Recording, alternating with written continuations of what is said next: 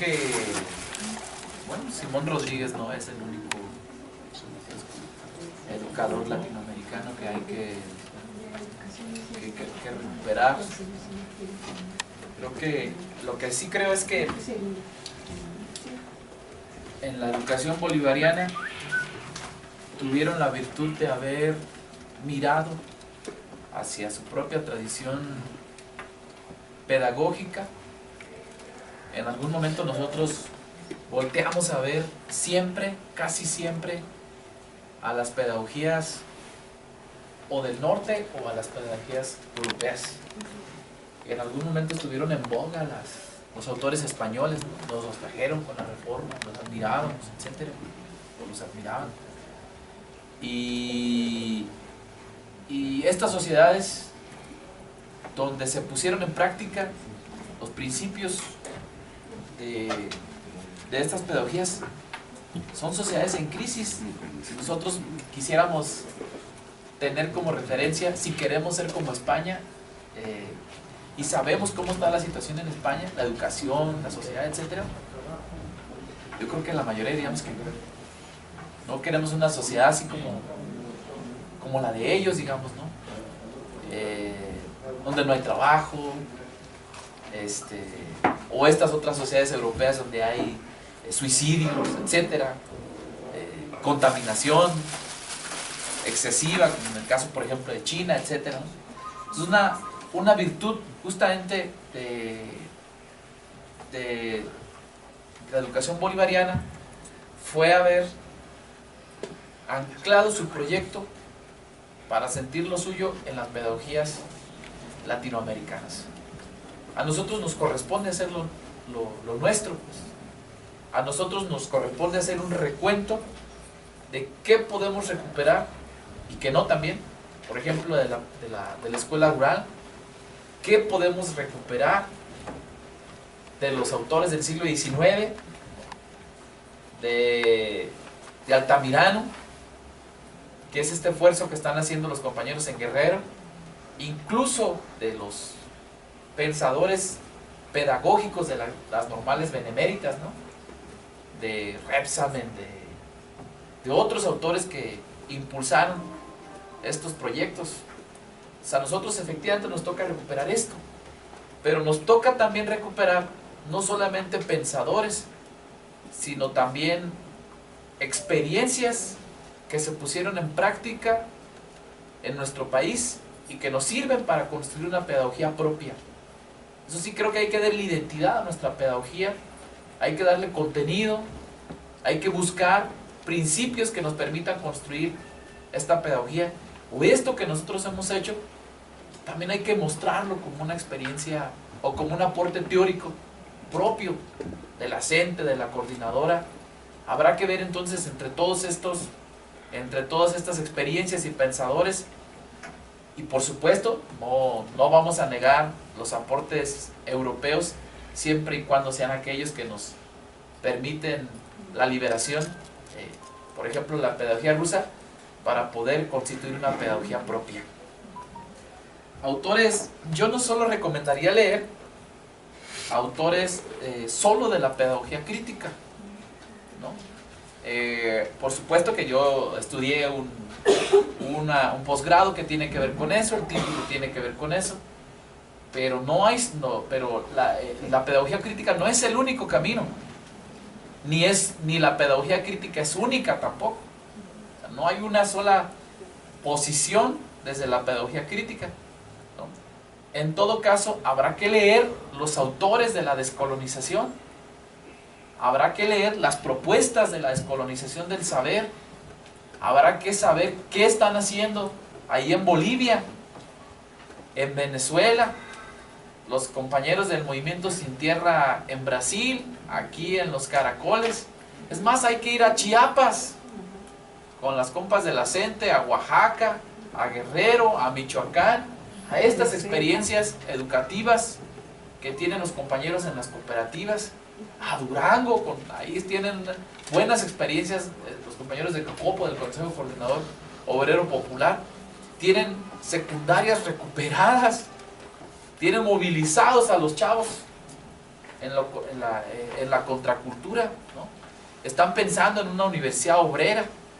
Es decir, no solamente hay que leer la pedagogía crítica, hay que leer incluso a los autores estos llamados de la posmodernidad, pero de la posmodernidad crítica, y no para anclarnos y desangelarnos y quedarnos sumidos en el temor, el miedo, en la crisis de que todo se está destruyendo, etcétera, sino para recuperar la crítica, ¿no? Por ejemplo, hay que leer también a Bauman, ¿no? Hay que leer también al propio Lipovetsky, saber cómo está funcionando esa sociedad del vacío, esta modernidad líquida.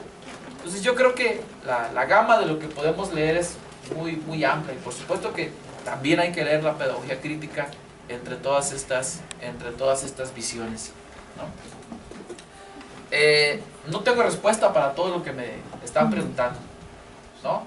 Muchas de las cosas tampoco se han hecho, es decir, muchas de las cosas que planteamos aquí, decía al principio cuando inicié con la charla, las hemos visto y recuperado de lo que otros hacen, o de lo que otros plantean, o de lo que hemos vivido también nosotros, o de las discusiones colectivas que hemos tenido. Entonces, cuando hablé de la educación emocional, lo enfatizaba porque efectivamente la educación emocional tiene que ser una parte, lo emocional es una dimensión del ser humano que hay que permitir, que hay que desarrollar. Hay que permitir al sujeto la expresión de sus emociones, pero no de... Y entonces intentaba decir esto porque la Reforma tiene una propuesta achatada, gris, que identifica las emociones como si fuesen competencias y no estados del ser, como si fuesen cosas a alcanzar y no cuestiones vivenciales, ¿no? Imagínense, o sea, alcanzar una emoción o trabajar una emoción por mes, como aprender matemática, o por bimestre, como aprender, como cuando dicen, hoy vamos a aprender este bimestre se aprende aritmética, ¿no? El otro geometría, el otro, no puede ser de ese modo, ¿no? Y las emociones reducidas solamente a soportar el estrés laboral que hay en sus nuevas empresas, ¿no? Pero no tengo una propuesta de decirles yo, así tienen que ser trabajadas las emociones. Lo que creo entonces, en todo caso, es que hay que pensar y no dejarlas de lado, solo porque el Estado las puso ahí. La dimensión emocional es una dimensión del ser humano que no puede dejarse de lado, ¿no? Pero no conozco una experiencia, por lo menos alternativa y crítica, ¿no? Hay experiencias que se han trabajado en Estados Unidos que apuntan más o menos acá a lo que se dice en la Reforma, pero no conozco una experiencia desde la alternativa crítica que yo pudiera platicarles así a ustedes en este momento. Entonces, esas habrá que reinventarlas, construirlas, digámoslo así. Claro que estoy de acuerdo en todo lo que dijeron de sí, educación para la paz, con dignidad, sí, estas cosas, algunas de estas cosas que comentaron. Y con respecto a esto de la educación para la paz, a mí me quedó muy claro cuando se vivió el proceso en Colombia de pacificar el país. Los más interesados en que la guerrilla siguiera no eran los compañeros de la guerrilla, no eran los deudos de los que murieron en la guerrilla, en combate, de los que fueron asesinados en torno a toda esta guerra sucia. Ellos no eran los más interesados en que la guerrilla continuara. Los más interesados en que siguiera la guerra era el propio Estado. En la consulta que hicieron, fue el Estado quien persuadió a las personas de no aceptar la paz. En ese sentido me parece que la violencia efectivamente viene de allá. La provocación viene de los de arriba. La agresión viene desde ellos. Nosotros no tenemos armas, la mayoría de nosotros no tenemos armas, tenemos libros, lápices. Yo siempre les digo a mis papás, Así como me ven aquí, así voy a las marchas. No crean que voy allá con una pistola, con una carabina. La agresión siempre es de ellos. Entonces, efectivamente, nosotros tenemos que fomentar una cultura para la paz. Ellos promueven la guerra para apropiarse del territorio, para exterminar culturas, personas, ¿no? Nosotros tenemos que apuntar siempre a generar una cultura para la paz, pero no una cultura para la paz efectivamente que nos niegue el derecho a defendernos, porque cuando presentan los medios de comunicación, fíjense, cuando hay represiones contra nosotros, enfrentamiento de los jóvenes normalistas de Tiripetío con la Policía Federal. Por supuesto que ese no puede ser un enfrentamiento. Correr, tirar unas piedras, tener unos palos, cosas así, no puede ser un enfrentamiento. La agresión viene de allá. Es represión.